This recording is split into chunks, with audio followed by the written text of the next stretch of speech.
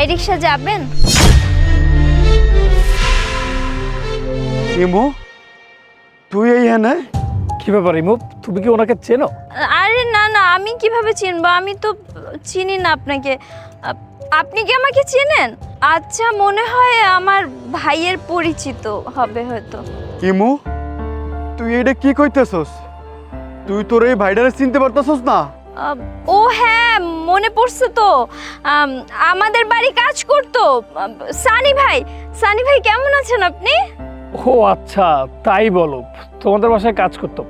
আপনি যেহেতু ওদের বাসায় কাজ করেন, অবশ্যই ওর ভাইকে চেনেন। এই যে দেখো, আমি কি যাতা বলছি। আপনি যেহেতু কাজ করেন, অবশ্যই ওর ভাইকে চিনবেন। আর আপনি অবশ্যই আমাদের সকল ঘটনা জানেন। আপনি কি জানার কথা কইতেছেন ভাইজান? বলতে চাচ্ছিলাম যে ইমুর ভাই তো আমাকে ইমুর হাজবেন্ড হিসেবে মেনে নেয়নি, তাই ইমু বাধ্য হয়ে আমার সাথে পালিয়ে এসেছে। এই ব্যাপারটার রেশ ধরে হয়তো বা উনি এখনও রেগে আছেন, আমাদেরকে এখনও মেনে নেয়নি। আপনি একটু ওর ভাইকে বলে দিবেন যেন আমাদেরকে মেনে নেয়। উনি হয়তো বা ভেবেছে আমি গরিব, আমার টাকা পয়সা নেই, কিন্তু না, আমি ওনার মতো বিজনেসম্যান, এটা হয়তো বা উনি জানেন না। আর পালিয়ে এসেছি এজন্য হয়তো বা উনি রেগে আছেন, কিন্তু বলবেন আমাদেরকে যেন ক্ষমা করে দেয়, আমাদেরকে যেন মেনে নেয়। ও, তোমার ভাই বুঝি অনেক বড় বিজনেসম্যান, তাই না?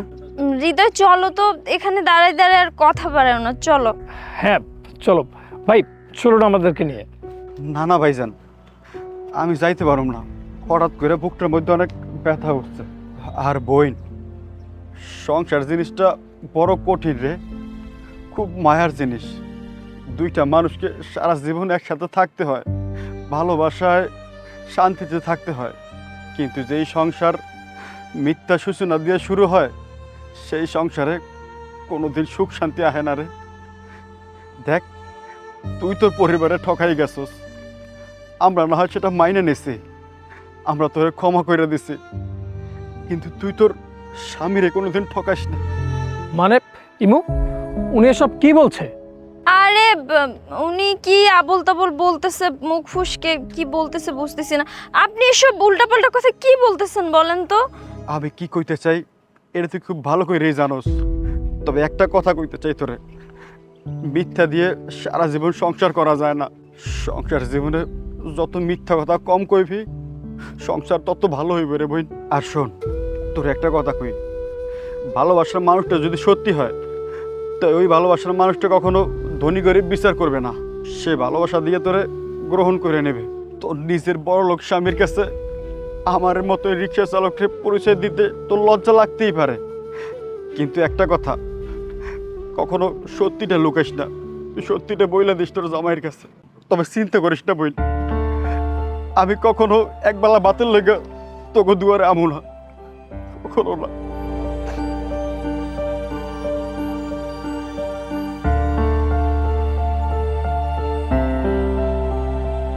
ইমু, উনি এসব কি বলে গেল?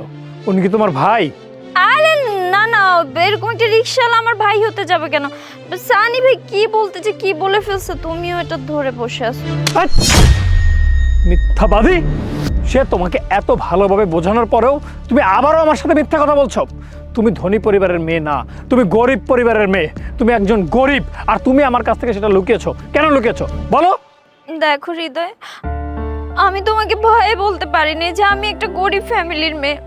বললে হয়তো তুমি আমার সাথে থাকতে না, আমাকে ছেড়ে চলে যেতে, তাই আমি তোমাকে এই মিথ্যা কথাটা বলছি। তুমি সামান্য একটা কারণে তুমি আমাকে মিথ্যা বলেছো। আমাকে না হয় ঠকালে আমি মেনে নিলাম, কিন্তু তুমি তোমার স্বার্থের জন্য নিজের ভাইকে সামনে রেখে তাকে পরিচয় দিতে তুমি লজ্জাবোধ করেছো। তুমি তাকে পরিচয় করিয়ে দিয়েছো আমার সাথে কাজের লোক বলে। ছি, ভাবতে লজ্জা লাগছে। তোমার মতো মেয়েকে আমি বিয়ে করেছি, তোমার মতো মেয়ে যেন কারো না হয়, একটা লোভী বেয়াদব। হৃদয়, আই এম সো সরি। আমি শুধু তোমাকে হারানোর ভয়ে এই মিথ্যাগুলো বলছি। প্লিজ তুমি আমাকে ক্ষমা করে দাও, প্লিজ। হৃদয় শোনো, আমার কথাটা শোনো। আমি তো সরি বললাম হৃদয়। ভাইয়া, ভাইয়া, ভাইয়া, ভাইয়া, দাঁড়ান। ভাইজান, আপনি আবার রিক্সা থামাইছেন কেন? ভাইয়া, আপনার বোন না জেনে বুঝে একটা ভুল করে ফেলেছে, আপনি প্লিজ ওকে ক্ষমা করে দিন। আর সত্যি বলতে আমার আসল সত্যিটা জানা উচিত ছিল, আমি বুঝতে পারিনি আর জানতে পারিনি, এজন্য আপনি কিছু মনে করবেন না। প্লিজ আমাদেরকে ক্ষমা করে দিন। না না ভাইজান, আপনি কেন আমার কাছে ক্ষমা চাইতেছেন? আপনি কোনো অন্যায় করেন নাই। আরেকটা কথা, আপনি আমার বোনটারে কোনোদিন কষ্ট দিয়েন না। ওরা অনেক ছোটবেলা থেকে অনেক কষ্ট করে মানুষ করছে, ও খুব আদরের বোন আমার। ভাইয়া আমাকে তুমি মাফ করে দিও। স্বার্থপরের মতো নিজের সুখের জন্য নিজের ভাইকেই পরিচয় দেয় নাই। আমাকে ক্ষমা করে দিও ভাইয়া। আমি ক্ষমার যোগ্য না, কিন্তু কি করবো বল, আমি তো তোমারই বোন। প্লিজ ভাইয়া। ধুর পাগলি, তুই কেন মাপ চাইতেছিস না? তোরে সেই ছোট্টবেলা থেকে কোলে পিঠে করে মানুষ করছি নিজের সন্তানের মতো। আর নিজের সন্তানের কখনো ভুল হয়? তুই কোনো ভুল করিস নাই।